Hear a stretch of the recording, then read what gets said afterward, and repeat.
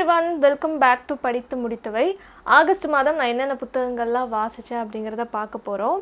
இந்த மந்த் நான் ரொம்ப கம்மியாக தான் ரீட் பண்ணி முடிச்சிருக்கேன். இன்றைக்கி டேட் வந்து 28. இதுக்குள்ளே நான் என்னென்ன புக்ஸ் முடிச்சிருக்கேன் அப்படிங்கிறத காமிக்கிறேன். கரண்ட் ரீடில் முடிய போகிற தருவாயில் சில புக்ஸ் இருக்குது. அதை நான் அடுத்த மாதத்தோட படித்து முடித்தவையிலே காமிக்கிறேன். ஏன்னா இதுக்கப்புறம் அதை முடிக்க மாட்டேன் அப்படிங்கிற மாதிரி எனக்கு தோணுது. சரி, இப்போ என்ன புக்ஸ் படித்து முடிச்சிருக்கேங்கிறத காமிக்கிறேன். முதல் புத்தகமாக நான் வாசித்து முடித்தது நான் முத்துக்குமார் அவர்கள் எழுதிய வேடிக்கை பார்ப்பவன். லைட்டில் ரொம்ப கிளார் அடிக்குதோ. இந்த புக்கு வந்து பிரிண்டிங் அந்த மாதிரி இருக்குது. விகடனில் மோஸ்ட்லி இந்த மாதிரி தான் இருக்கும் புக்ஸ். ரொம்ப காஸ்ட்லியான பிரிண்டிங்கில் இருக்கும். உள்ளே பார்த்திங்கன்னா பேப்பர்ஸ் அவ்வளோ நல்லாயிருக்கும். மேகசீன்ஸ்லாம் வரும்ல, அந்த மாதிரி இருக்கும். அதே மாதிரி இதில் பிக்சர்ஸ்லாம் இருக்குது. எனக்கு படிக்க ரொம்ப பிடிச்சிருந்தது. இப்போ இதோட கண்டென்ட்டு இது படிக்கும்போது எனக்கு எப்படி இருந்ததுன்னா, எதுக்காக இவ்வளோ நாள் இதை நான் வாசிக்கல, நான் பிகினராக இருந்தபோதே இந்த மாதிரி புக்ஸ்லாம் நான் சூஸ் பண்ணி வாசிச்சிருக்கலாமே, அந்த மாதிரி எனக்கு தோணுச்சு. ஏன்னா ரொம்ப ஈஸியாக இருக்குது. ஈஸியாக இருக்கிறது மட்டும் இல்லாமல் அது நம்ம படிக்கும்போது ஒரு ஃபீல் இருக்கும்ல. ஒவ்வொரு புக்ஸ் படிக்கும்போது ஒரு மாதிரி சேடான ஃபீல் இருக்கும், ஹாப்பி ஃபீல் இருக்கும்.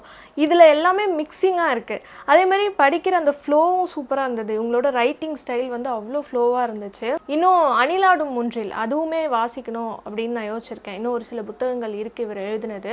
இதில் நிறைய ஃபீலிங்ஸ், அவரோட லைஃப் ஸ்டோரி தான் அப்படியே கொஞ்சம் கொஞ்சம் கற்பனை கலந்து எழுதியிருக்காங்க. ஃபேண்டசி மாதிரி சில விஷயங்கள்லாம் இருந்துச்சு. அதெல்லாம் படிக்கும்போது ரொம்ப நல்லா இருந்தது. இது வந்து கட்டுரை தொகுப்பு.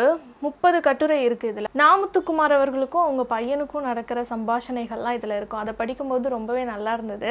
இதை பற்றி ஒரு டீட்டெயில்டு ரெவ்யூ நான் சீக்கிரத்திலே கொடுக்குறேன். நிறைய புக்ஸ் இந்த மாதிரி தான் படித்து முடித்து ரெவ்யூ கொடுக்குறேன் அப்படின்னு சொல்லி அடுக்கி வச்சுருக்கேன். இனிமேல் நான் வந்து ரெகுலராக ஒவ்வொரு புக்ஸாக எடுத்து ரெவ்யூ பண்ணிடுறேன். ஏன்னா போன மாதம் இல்லை, இந்த மாதம் முழுக்கவே எந்த புக்கும் நான் ரெவ்யூ கொடுக்கல. ஆல்ரெடி எடுத்து வச்ச வீடியோஸ் தான் அப்லோட் பண்ணிகிட்டு இருந்தேன். ஸோ இனிமேல் கொஞ்சம் அதிகமாக ரெவ்யூஸ் எல்லாம் நான் கொடுக்க ட்ரை பண்ணுறேன். ஸோ அடுத்த புக் என்னென்னு பார்க்குறதுக்கு முன்னாடி இன்னொரு விஷயம் உங்ககிட்ட நான் ஷேர் பண்ணிக்கிறேன். போன மந்த் கதைக்கலாம் சீரீஸாக இல்லை படித்து முடித்தவையா ஏதோ ஒன்றில் எனக்கு புக்கு நான் வந்து ஆர்டர் பண்ணியிருக்கேன். அது வந்துருச்சுன்னா வீடியோவிலே காமிச்சிருப்பேன். சரி, நான் வேறு வீடியோவில் காட்டுறேன் அப்படின்னு சொல்லியிருந்தேன்ல. வந்துருச்சு. அது வந்து ரொம்ப நாள் ஆயிடுச்சு. நான் அதை பிரித்து ஒரு புக்கை வாசித்து முடிச்சிட்டேன். பட் அதை காமிக்கணும், அந்த புக் ஹால் வந்து காமிக்கணும், அன்பாக்சிங் அதை காமிக்கணுங்கிறதுக்காக எடுத்து வச்சுருக்கேன். அதை இந்த வீடியோவில் நான் வந்து அட்டாச் பண்ணுறேன். ரொம்ப மோசமான நிலமையில தான் பேக்கேஜ் என் கைக்கு வந்து சேர்ந்துருக்கு. இன்னும் கொஞ்சம் விட்டால் கிழிஞ்சு புக்ஸ் எல்லாம் வெளில வந்திருக்கும். ஆல்ரெடி கிழிஞ்சு தானே இருக்குது. அதை எதுக்கு இப்போ அழகு பார்த்து கத்தி வச்சு கட் பண்ணி பிச்சு போடு அப்படின்னு என் மனசு சொல்லுது. புக்ஸோட கார்னர்ஸ்லலாம் டேமேஜாக இருக்குது. Very bad. உள்ளே கூட எந்த கவரும் இல்லை. டைரெக்டாக ஒரு ப்ரௌன் ஷீட் மாதிரி போட்டு பேக் பண்ணி கொடுத்துட்டாங்க.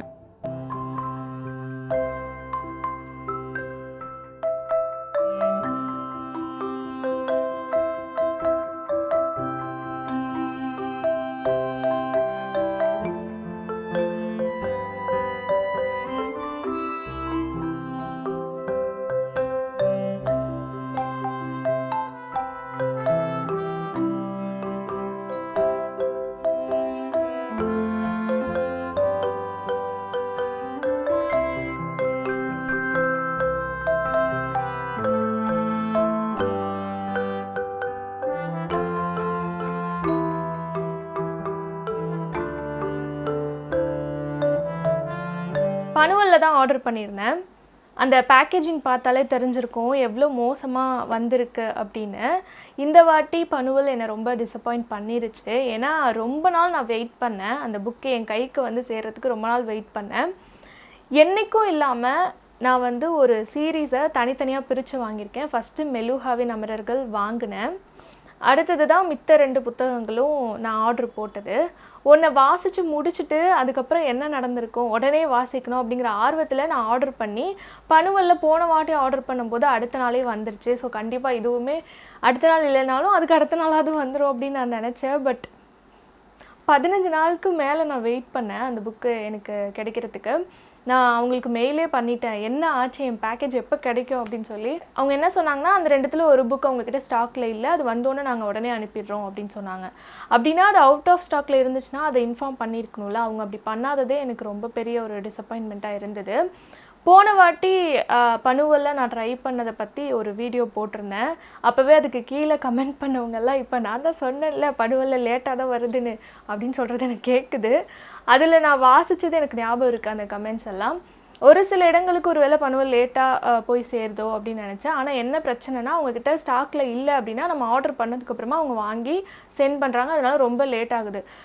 அவங்கக்கிட்ட இல்லை அப்படின்னா அவுட் ஆஃப் ஸ்டாக்னு போட்டுட்டாங்கன்னா நம்ம கொஞ்சம் நாள் கழித்து வந்ததுக்கப்புறம் ஆர்டர் பண்ணலாம். அப்படி இல்லைன்னா வேறு எங்கேயாவது நம்ம ஆர்டர் பண்ண போகிறோம். இது என்ன எனக்கு புரியலையே அப்படிங்கிற மாதிரி. ஓகே பரவாயில்ல, எப்படியோ நல்லபடியாக கைக்கு வந்து சேர்ந்துருச்சு. நல்லபடியாக இல்லைனாலும் வந்து சேர்ந்துருச்சு. அது கிடைச்சோடனே ஆர்வத்தில் நான் அந்த புக்கை தான் அடுத்தது வாசித்து முடித்தேன். நாகர்களின் ரகசியம் முதல் பாகம் மெலுஹாவின் அமரர்கள். அது வந்து நான் காமன் ஃபோக்ஸில் ஆர்டர் பண்ணேன். அவங்களோட டெலிவரி ஒரு 5 days 6 days நினைக்கிறேன். அந்த மாதிரி அனுப்பிட்டாங்க, உடனே அனுப்பிட்டாங்க தான். நான் படித்து பார்த்துட்டு அதுக்கப்புறமா மித்த 2ம் ஆர்டர் பண்ணலாம் அப்படின்னு தான் நினச்சி நான் ஃபஸ்ட்டு தான் அதில் ஆர்டர் பண்ணேன். அப்புறம் இந்த 2 புக்கையும் சேர்த்தே வாங்கிடுவோம், நல்லா இருக்குது நம்ம படிக்கலாம், இந்த 2யுமே சேர்த்து வாங்கிடுவோன்னு சொல்லி இதுவும் வாயு புத்திர வாக்கு இது 2மே நான் சேர்த்து ஆர்டர் போட்டேன். காமன் ஃபோக்ஸில் கொஞ்சம் ரேட் அதிகமாக இருந்தது, இந்த புக்கு கொஞ்சம் ரேட் அதிகமாக இருந்துச்சு. அதனால தான் சரி பனுவலில் போடலாம் அப்படின்னு அதில் பனுவலில் ஆர்டர் பண்ணேன். ஓகே இனிமேல் ஆர்டர் பண்ணுவேனாங்கிறது டவுட்டு தான். நான் வந்து இந்த புக்ஸை எப்போவுமே ஷெல்ஃபில் அடுக்கி வைக்க போகிறேன். அதனால் எனக்கு கைக்கு கிடைக்கும் போது அது ரொம்ப நீட்டாக இருக்கணும் அப்படின்னு நான் நினச்சேன். கொஞ்சம் கசங்கி தான் வந்திருந்தது, மூளையெல்லாம் கசங்கி இருந்துச்சு. இட்ஸ் ஓகே பரவாயில்ல, என்ன பண்ணுறது, வந்து கிடைச்சதே பெரிய விஷயம் அப்படிங்கிற மாதிரி நான் வாங்கி வச்சுக்கிட்டேன். சில நேரங்களில் எப்படி நடக்கும்னு நானே பல தடவை சொல்லியிருக்கேன். ஸோ நான் அட்ஜஸ்ட் பண்ணிக்கிட்டு தான் ஆகணும். ஸோ இனிமேல் நான் என்ன பண்ண போகிறேன்னா புக் ஸ்டோரில் தான் மேக்ஸிமம் பர்ச்சேஸ் பண்ண போகிறேன். ஒருவேளை புக் ஸ்டோரில் இல்லாத புக்ஸ் மட்டும் ஆன்லைனில் வாங்கலாம். இது வந்து புக் ஸ்டோரில் புக் ஃபேரில் கூட நான் இங்கிலீஷில் தான் பார்த்தேன், தமிழில் இல்லை. அதனால தான் ஆர்டர் போட்டேன். ஆனால் எனக்கு இந்த வாட்டி புக் ஃபேரில் வாங்கினதுக்கு அப்புறமா இனிமேல் நிறைய புக்ஸ் இந்த மாதிரி விஷ்லிஸ்ட்டில் போட்டு புக் ஃபேரில் போய் வாங்கலாமே அப்படின்னு தோணுச்சு. உங்களுக்கு வந்து ஆன்லைனில் புக்ஸ் வாங்குறது பிடிக்குமா, புக் ஸ்டோருக்கு போய் புக் வாங்குறது பிடிக்குமா, புக் ஸ்டோர் புக் ஃபேர் எல்லாம் எப்படி உங்களுக்கு புக்ஸ் வாங்குறது பிடிக்கும் அப்படின்னு கமெண்ட்டில் சொல்லுங்கள். எனக்கு வந்து புக் ஸ்டோர் புக் ஃபேருக்கு போய் வாங்குறது தான் பிடிக்கும். ஆன்லைனில் வாங்கினோன்னா அன்பாக்சிங் பண்ணும்போது மட்டும் ரொம்ப ஹாப்பியாக இருக்கும். பட் புக் ஸ்டோர் போய் வாங்கினோன்னா அங்கே ஒவ்வொரு தடவை போகும்போது அதை சுற்றி பார்க்கும்போதும் செம்ம ஹாப்பியாக இருக்கும். புக் ஃபேரும் அந்த மாதிரி தான். நேரில் போய் பார்த்து வாங்கிட்டு வர ஃபீலே தனி தான் இல்லை. சரி இப்போ நான் இந்த புக்கை பற்றி சொல்கிறேன். நான் படித்து முடிச்சிட்டேன். பார்ட் 1 போன மந்த்து நான் சொல்லியிருந்தேன்ல, ரொம்ப இன்ட்ரெஸ்டிங்காக இருந்துச்சு. அதனால் பார்ட் 2 உடனே எடுத்து வாசித்தேன். நாகர்களின் ரகசியம் இன்னைக்கு மார்னிங் தான் இந்த புக்கை நான் வாசித்து முடித்ததுக்கப்புறம் அடுத்த புக்கும் ஸ்டார்ட் பண்ணிட்டேன். ஒரு சில இடங்களில் லைட்டாக ஸ்லோவாக போகிற மாதிரி இருக்குது, ஒரு சில இடங்கள் ரொம்ப ஃபாஸ்ட்டாக போகுது வாசிக்கும் போது. அதுதான் ஒருவேளை இந்த புக்கில் நம்ம அப்படியே கேட்ச் பண்ணி வைக்கிறதுக்கான ரீசனும் நினைக்கிறேன். இதில் இருக்கிற அந்த ட்விஸ்ட்டு தான் ஹைலைட்டு. நம்ம ஒரு விஷயம் நினைப்போம் இதுதான் அப்படின்ட்டு, பட் அப்படியே படிச்சுட்டே போகும்போது அது கிடையாது அப்படின்னும்போது அந்த ட்விஸ்ட் எனக்கு ரொம்ப பிடிச்சிருந்தது. படிக்கும்போது ரொம்ப என்ஜாய் பண்ணுற மாதிரி இருக்குது. ஸோ சீக்கிரமாக அதோட எண்டிங் தெரிஞ்சுக்கணும் அப்படிங்கிற ஆர்வத்தில் தான் நான் இருக்கேன். ஸோ 3வது பாகமும் நான் அடுத்த மாதம் முடிச்சிருவேன். வாயு புத்திரர் வாக்கு அது இன்னமுமே பெரிய புத்தகம். இது 420 பக்கம் இருந்துச்சு. அந்த புத்தகம் 600 கிட்ட இருக்குது பக்கங்கள். அது விஷயம் கிடையாது.